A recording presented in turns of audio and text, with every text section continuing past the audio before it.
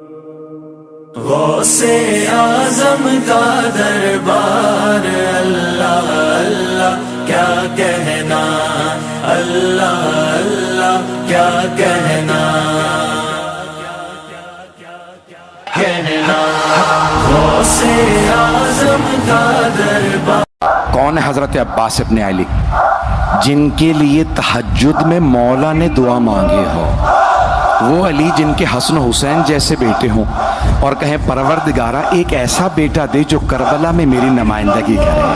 آج علی مانگ رہے ہیں، اب اللہ نے علی کے حساب سے عطا کیا۔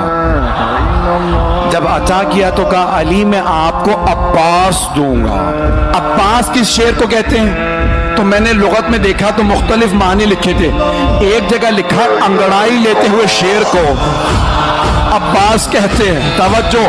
دوسری لغت میں لکھا تھا عباس اس شیر کو کہتے ہیں جس سے شیر فرار کریں۔ اللہ کے شیر نے کہا یہ عباس ہے۔ بھئی عباس کوئی عام شیر نہیں، شیر خدا کا شیر ہے۔